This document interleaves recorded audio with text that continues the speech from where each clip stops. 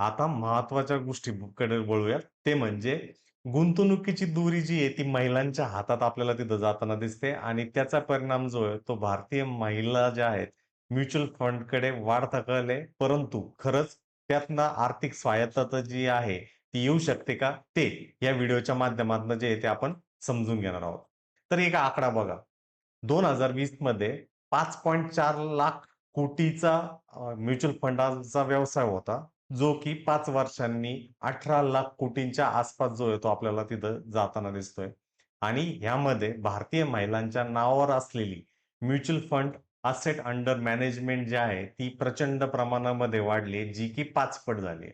आता भारतीय महिला फक्त बचत करत नाहीयेत, तर त्या पैसा गुंतवत आहेत.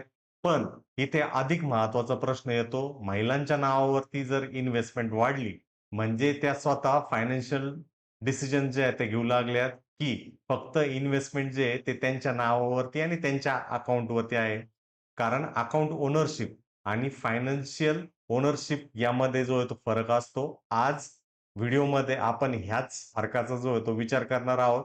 तर नमस्कार मित्रांनो, निफ्टी ट्रेंडमध्ये तुमचं सर्वांचं स्वागत आहे आणि मी डॉक्टर रणजित या व्हिडिओच्या माध्यमातून तुम्हाला समजून सांगणार आहे एकदा सोप्या भाषेमध्ये, की महिलांनी म्युच्युअल फंडमध्ये इन्व्हेस्टमेंट जी ती का वाढते आहे?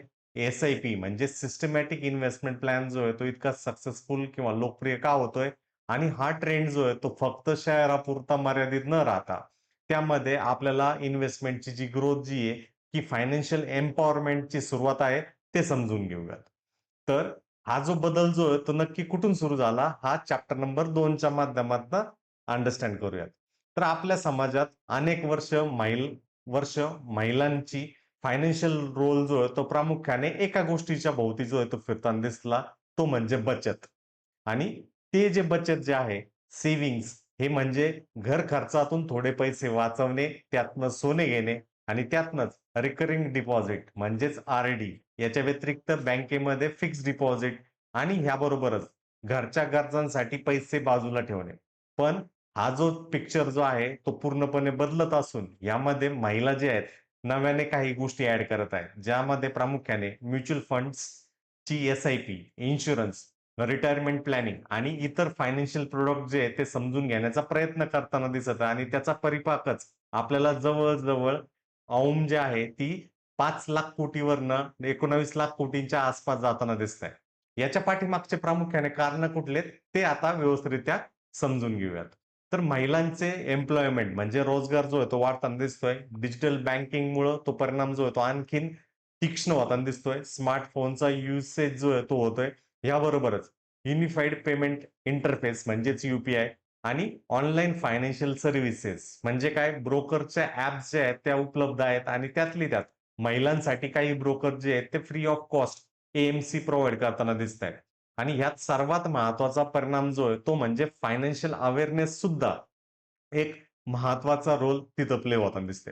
पण इथं एक महत्त्वाची गोष्ट प्रकर्षाने जाणवते ती म्हणजे डिजिटल ॲप उपलब्ध झालं म्हणजेच फायनान्शियल लिटरसी जी आहे ती आपोआप वाढत नाही. ॲप वापरणं आणि इन्व्हेस्टमेंट समजणं ह्या 2 वेगवेगळ्या गोष्टी आहेत. कारण खरी फायनान्शियल लिटरसी किंवा आर्थिक साक्षरता म्हणजे काय? आपण पैसा कुठे ठेवतोय? का ठेवतोय? त्याच्यामध्ये रिस्क किती आहे आणि किती काळासाठी ठेवतोय? याबरोबरच तो आपल्या अंतिम ध्येयाशी किंवा गोलशी इन्व्हेस्टमेंट ते जुळतंय का? हे समजून घेणं महत्त्वपूर्ण जे आहे ते ठरतंय. आता पुढच्या प्रकरणामध्ये हे जे आकडे जे आहेत ते नक्की काय सांगतात? हे चॅप्टर नंबर 3 किंवा धडा नंबर 3च्या माध्यमातून समजून घेऊयात. तर ए-एम-एफ-आय किंवा क्रिसिल इंटेलिजन्सच्या डेटावरती आधारित ब्लूमबर्ग रिपोर्टनुसार महिलांच्या नावावर असणारी म्युच्युअल फंड डिसेंबर 2020 मध्ये फक्त 5.4 लाख कोटी रुपयांच्या आसपास होती. पण तीच डिसेंबर 2025 मध्ये जवळपास 18 लाख कोटींच्या आसपास झाली आहे. म्हणजेच 5 वर्षात ती 3 पटपेक्षा जास्त आपल्याला होताना दिसते आणि इथनं आपल्याला एक गोष्ट समजून येते, ती म्हणजे हा फक्त महिलांनी जास्त पैसे कमावले असा सरळ अर्थ होत नाही.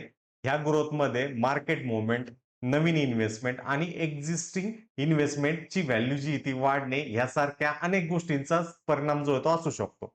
म्हणून हा आकडा जो आहे, आपण असा समजून घेतला पाहिजे, की महिलांचा म्युच्युअल फंड पार्टिसिपेशन आणि वेल्थ ओनरशिपचा इकोसिस्टम जो आहे, त्यामध्ये सहभाग वाढताना दिसतो आणि हीच मोठं स्ट्रक्चरल चेंजची नांदी भारतासारख्या विकसनशील देशाची आपल्याला होताना दिसते. चौथ्या धड्यातनं एस-आय-पी म्हणजे सिस्टमॅटिक इन्व्हेस्टमेंट प्लॅनची लोकप्रियता जी आहे ती का वाढली ते समजून घेऊयात. एस-आय-पी इतकी लोकप्रिय का झाली? कारण एस-आय-पी ही एक सोपी गोष्ट आहे. इन्व्हेस्टमेंटला हॅबिटमध्ये बदल करणे.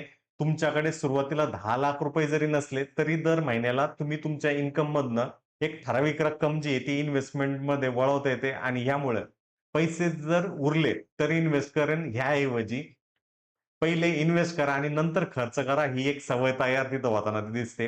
पण एस-आय-पी बद्दल एक गैरसमज जो आहे तो दूर करूयात.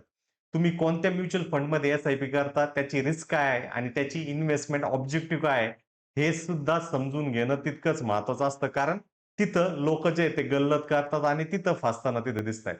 पण महिलांच्या केसमध्ये त्या अतिशय चातुर्याने याच्यामध्ये निर्णय घेताना आपल्याला दिसतायत. 5 नंबरच्या धड्याच्या माध्यमातून एस-आय-पीची खरी ताकद म्हणजे ती म्हणजे वेळ किंवा टाईम आहे. एस-आय-पीमध्ये मंथली अमाउंट नाही आहे. ती महत्त्वाच्या पद्धतीने ती वेळेनुसार इन्व्हेस्ट करणं, तेव्हाच पैसा जो आहे तो तुमच्यासाठी काम करताना तिथं दिसू शकतो. समजा एखादी महिला जी आहे ती 25व्या वर्षी त्याची इन्व्हेस्टमेंट जर्नी जी आहे फायनान्शियल ॲप्सच्या माध्यमातून तयार करते आणि त्याच वेळेस एक दुसरी महिला जी आहे तिच्या वयाच्या 40व्या वर्षी तिची फायनान्शियल जर्नी सुरू करते. दोघींचीही मंथली इन्व्हेस्टमेंट जरी समान असली, तरी पहिल्या महिलेच्या पैशाला कंपाउंड होण्यासाठी जास्त वेळ असतो आणि म्हणूनच फायनान्शियल प्लॅनिंगमध्ये वेळ हा एक स्वतः असेट आहे आणि पण इथली एक महत्त्वाची गोष्ट एक ही पण आहे, कंपाउंडिंगचा जो रिटर्न जो आहे तो गॅरंटेड नाहीये. म्युच्युअल फंड जे आहेत त्या मार्केट लिंक्ड असतात. रिटर्न जे आहेत ते निश्चित नसतात. म्हणून लाँग टर्म त्याचबरोबर डिसिप्लिन आणि सुटेबल रिस्क ह्या सगळ्यांचा कॉम्बिनेशन जो आहे तो असणं सगळ्यात महत्त्वाचं राहतं आणि फक्त एस-आय-पी करा म्हणजेच पैसा वाढेल हे सांगणं इन्कम्प्लीट आहे. धडा नंबर 6च्या माध्यमातून एक महत्त्वाचा बदल जो आहे तो आकड्यांच्या माध्यमातून लक्षात येईल. ए-एम-एफ-आय आणि क्रिसिल इंटेलिजन्सच्या रिपोर्टनुसार महिला एस-आय-पी अकाउंटची संख्या 2020 ते 2025च्या दरम्यान जी ती तिप्पट होऊन 2.93 कोटीच्या आसपास झालेली आहे. आणि वुमन हेल्ड एस-आय-पी ऑर्म जी आहे ती जवळपास चौपट होऊन 5.26 लाख कोटींच्या आसपास आपल्याला तिथे जाताना दिसते. पण ह्यात आणखीन एक महत्त्वाची इंटरेस्टिंग गोष्ट आहे ती म्हणजे 5 वर्षापेक्षा जास्त काळ सुरू असणाऱ्या महिलांची जी संख्येचा औंचा जो हिस्सा आहे, तो 11% वरनं 21% आसपास होताना दिसतंय. म्हणजे फक्त काय, नवीन लोक एस-आय-पी सुरू करत नाहीये असं नाहीये, तर काही इन्व्हेस्टर अधिक काळ टिकून राहत आहे आणि लाँग टर्म इन्व्हेस्टिंगमध्ये टिकतायत. आणि लाँग टर्म इन्व्हेस्टिंगमध्ये जर ते टिकतायत, तर स्टेइंग इन्व्हेस्टेड ही एक स्वतः स्किल आहे. मार्केट वर किंवा खाली न्यूज येणार, की तिथं फेअर होणार किंवा करेक्शन येणार, याचा काही फरक न होता गोल स्पष्ट असेल तर डिसिप्लिन जे आहे ते आपल्याला तिथं टिकताना दिसतंय. म्हणजे महिलांच्या हाती फक्त घरचा कारभार नाहीये. आता तो एस-आय-पी म्हणजे सिस्टमॅटिक इन्व्हेस्टमेंट प्लॅनच्या माध्यमातून तो आणखीन तीक्ष्ण होताना तिथं दिसतोय. 7व्या धड्याच्या माध्यमातून हा बदल फक्त शहरापुरता मर्यादित आहे का? याचे लोन जे आहेत ते खालच्या बाजूला आपल्याला येताना दिसतात. त्याबद्दल आता आपण समजून घेऊया. हा ट्रेंड जो आहे मुंबई, पुणे, दिल्ली किंवा बेंगलोर सारख्या मोठ्या शहरांमध्ये आहे का? तर नक्कीच नाही. हा डिजिटल इन्फ्रास्ट्रक्चरमुळे इन्व्हेस्टमेंट ॲक्सेस जो आहे तो पूर्वीपेक्षा आणखीन सोपा आणि स्वस्त होताना दिसतोय. त्याच्यामध्ये प्रामुख्याने smartphone, internet, online KYC, digital payments आणि इन्व्हेस्टमेंट प्लॅटफॉर्मच्या माध्यमातून हा मार्ग जो आहे तो सुकर होताना दिसतोय. ह्यामुळे जिओग्राफिकल बॅरियर जो आहे तो कमी झाला. म्हणजे इन्व्हेस्टमेंट फक्त आता मोठ्या शहरात राहणाऱ्या व्यक्तींचा विषय राहिलेला नाहीये, पण इथेही सावध राहायला हवं. ॲक्सेस वाढला, पण क्वालिटी फायनान्शियल एज्युकेशन जे आहे ते तितक्याच प्रचंड वेगाने वाढणं सुद्धा गरजेचं आहे. कारण मध्ये तुमच्या इन्व्हेस्टमेंटची निवड जी आहे ते करणार नाहीये. डिसिजन शेवटी तुमचाच असतो आणि हे एक महत्त्वाचा पॅरामीटर जो आहे तो महिलांसाठी सुद्धा लागू होताना दिसतो.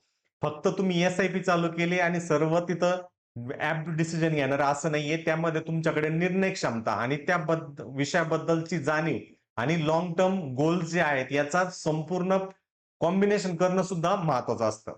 8व्या नंबरच्या धड्याच्या माध्यमातून खातं कोणाच्या नावावरती आणि निर्णय नक्की कोण घेतं हे जाणून घेऊया. आता या सर्व स्टोरीची सर्वात महत्वाची बाजू समजा एक म्युच्युअल फंड इन्व्हेस्टमेंट आहे, अकाउंट होल्डर आहे एक महिला. पण इन्व्हेस्टमेंट डिसिजन कोण घेतंय? पैसे कोण देतंय? फंड का निवडला जातोय? रिस्क त्यामध्ये किती आहे? कधी रिडीम करायचंय? हे कोण ठरवतंय? जर ह्या सगळ्या प्रश्नांची उत्तरं दुसऱ्या व्यक्तीकडे असतील, तर अकाउंट फक्त महिलेचं नाव असणं म्हणजे पूर्ण फायनान्शियल एम्पॉवरमेंट झालंय असं नाहीये. म्हणून ओनरशिप आणि डिसिजन मेकिंग हे दोन्ही महत्त्वाचे मुद्दे त्यामध्ये आहे. याचा अर्थ कुटुंबातील पुरुषांचं कॉन्ट्रिब्युशन जे आहे ते कमी आहे असं नाहीये. कुटुंबातील फायनान्शियल डिसिजन जे आहे ते अनेकदा संयुक्त असतात आणि यामध्ये महिलांनी स्वतः समजून घेणं गरजेचं आहे, की माझ्या नावावर काय आहे आणि ते काय घेतलं गेलंय हे सुद्धा गरजेचं आहे. तर 9व्या धड्याच्या माध्यमातून फायनान्शियल इंडिपेंडन्स म्हणजे फक्त इन्व्हेस्टमेंट नाहीये. इथे एक आणखीन एक मोठा गैरसमज आहे, की फायनान्शियल इंडिपेंडन्स म्हणजे म्युच्युअल फंडचा पोर्टफोलिओ. नाही. इन्व्हेस्टमेंट हा त्याचा भाग आहे. फायनान्शियल इंडिपेंडन्ससाठी काही महत्त्वाचे पिलर्स आहेत. पहिला म्हणजे तुमचं इन्कम असणं गरजेचं आहे. दुसरा म्हणजे तिथं अर्निंग कॅपॅसिटी असणं गरजेचं आहे आणि त्यात सेव्हिंग्ज म्हणजे इन्कममधून किती आपण पैसा वाचवतो हा सुद्धा महत्त्वाचा आहे. तिसरा म्हणजे इमर्जन्सी फंड. जेव्हा-केव्हा भविष्यामध्ये काही अघटित घटना ज्यावेळेस घडत असतात, त्यावेळेस आपण त्या अनएक्सपेक्टेड सिच्युएशनसाठी तयार आहोत का? हे सुद्धा त्याची तजवीज करून ठेवणं सुद्धा गरजेचं तिथं राहतं. चौथा जो पिलर जो आहे तो म्हणजे इन्शुरन्स. जेव्हा-केव्हा मोठा मेडिकल किंवा लाईफ रिस्क आला, तर त्यावेळेस त्या इन्शुरन्सच्या माध्यमातनं त्या सिच्युएशनला जे आहे ते टाळता येण्याचं गरजेचं राहतं, कारण तुमच्या पॉकेट मनीवरती तिथं जास्त भार होत नाही. 5वं म्हणजे इन्व्हेस्टमेंट ज्यामध्ये तुमचा पैसा महागाईपेक्षा वेगवान वाढण्यासाठी तुम्हाला म्युच्युअल फंड किंवा शेअर बाजारमधली डायरेक्ट इन्व्हेस्टमेंट जी आहे ती होताना दिसू शकतात. तुम्ही घेतलेले निर्णय जर तुम्हाला समजतात का? आणि 7वा म्हणजे डिसिजन मेकिंग पॉवर जो आहे तो तुमच्याकडे जर असेल, तर तुमच्या पैशाबद्दल घेण्याचा आत्मविश्वास जो आहे तो तिथे येताना दिसतो. तर तुमच्याकडे किती पैसे शिल्लक आहे ते बँकेमध्ये किंवा एफ-डीच्या रूपात आहे किंवा आर-डीच्या रूपात आहे याला महत्त्व नाहीये. तर तो योग्य पद्धतीने तो इन्व्हेस्ट करणं सुद्धा गरजेचं आहे आणि त्याकरता जर तुम्हाला ट्रेडिंग आणि डीमॅट खातं किंवा म्युच्युअल फंडचं इन्व्हेस्टमेंटचं खातं जर खोलायचं असेल, तर त्याची लिंक व्हिडिओच्या डिस्क्रिप्शन बॉक्स तथा कमेंट बॉक्समध्ये मी मेन्शन केलेली आहे. त्या लिंकद्वारे तुम्ही ट्रेडिंग आणि डीमॅट खातं जे आहे ते यूज करू शकता. 10व्या नंबरच्या धड्यामध्ये महिलांनी इन्व्हेस्टमेंट करताना कुठले 5 प्रश्न जे आहेत ते स्वतःला विचारले पाहिजे ते समजून घेऊयात. तर कोणतेही इन्व्हेस्टमेंट करण्याच्या अगोदर स्वतःला काही प्रश्न समजून घेणं गरजेचं आहे. तर पहिला प्रश्न म्हणजे माझं गोल काय आहे? मला रिटायरमेंटसाठी पैसे हवेत, की मुलांच्या शिक्षणासाठी हवेत, की घरासाठी हवेत, का लाँग टर्म वेल्थ क्रिएशनसाठी हवेत? हा महत्त्वाचा पहिला प्रश्न असतो. दुसऱ्या प्रश्नामध्ये माझा टाईम हॉरिझॉन किती वेळाचा आहे? तो 3 वर्षासाठी आहे, 10 वर्षासाठी आहे का 20 वर्षासाठी आहे? तिसरा जो प्रश्न जो आहे तो म्हणजे मी किती त्यामध्ये रिस्क घेणार आहे? मार्केट जर 20% जर खाली गेलं तर मी पॅनिक करणार का? तो सुद्धा एक महत्त्वाचा दुर्लभ भाग त्यामध्ये असतो. चौथा जो प्रश्न जो आहे तो म्हणजे माझा एमर्जन्सी फंड जो आहे तो तयार झालेला आहे का? आहे का? कारण एमर्जन्सी जर आली आणि इन्व्हेस्टमेंटची चुकीच्या वेळी जर विकावी लागली, तर लाँग टर्म प्लॅन जो आहे तो माझा इन्व्हेस्टमेंट जर्नी मधला बिघडू शकतो. 5वा प्रश्न म्हणजे माझं इन्व्हेस्टमेंट जे आहे, ते मला समजतंय का? कुणी सांगितलंय म्हणून मी करतोय का? हे समजून घ्या. त्याच्यातला गुंतवा जो आहे तो वाढवण्याचा अजिबात प्रयत्न करू नका. 11व्या नंबरच्या धड्यामधनं बचतीपासून वेल्थ क्रिएशन तर सर्वांना करायचंय. पण भारतीय महिलांची फायनान्शियल जर्नीमधील सर्वात मोठा सायकॉलॉजिकल बदल म्हणजे पूर्वी पैसा म्हणजे कुटुंबाच्या गरजांची सुरक्षा. सुरक्षा. आणि त्यात आणखीन एक विचार जोडला गेलाय म्हणजे स्वतःच्या भविष्यासाठी वेल्थ क्रिएशन करणं जसं की रिटायरमेंटसाठी, इमर्जन्सी फंडसाठी, स्वतःच्या गोलसाठी आणि आर्थिक स्वातंत्र्यासाठी. आणि हे खूप महत्वाचं आहे कारण ज्याच्या हातात पैसा समजून वापरण्याची क्षमता असते, त्याच्या हातात जे आहे ते चॉईसेस आपल्याला होताना दिसतात. पण ह्यामध्ये 12व्या नंबरच्या चॅप्टरच्या माध्यमातून आपण एक रिएलिटी चेक सुद्धा करणं गरजेचं आहे. पण ह्या पूर्ण ट्रेंडकडे फक्त सेलिब्रेशन म्हणून न पाहता महिलांची इन्व्हेस्टमेंट वाढली म्हणून हा एक पॉझिटिव्ह ट्रेंड आहे असं न समजता यामधील अनेक महत्त्वाच्या प्रश्नापैकी एक प्रश्न आहे, महिलांचा रोजगार किंवा एम्प्लॉयमेंट किती आहे? काही करियर ब्रेक्स जे आहे ते त्यामध्ये होतायत का? मॅरेज नंतर काही करियर डिसिजन्समध्ये काही बदल तिथं होतोय का? ह्याकडे सुद्धा लक्ष देणं तेवढंच गरजेचं आहे. मदरहूड नंतर अर्निंग कॅपॅसिटी वाढते, की रिटायरमेंट प्लॅनिंग नंतर काही चेंजेस त्यामध्ये होतायत का? आणि फायनान्शियल डिसिजन मेकिंग आहेत की नाही हे सुद्धा बघणं तेवढंच महत्त्वाचं राहतं.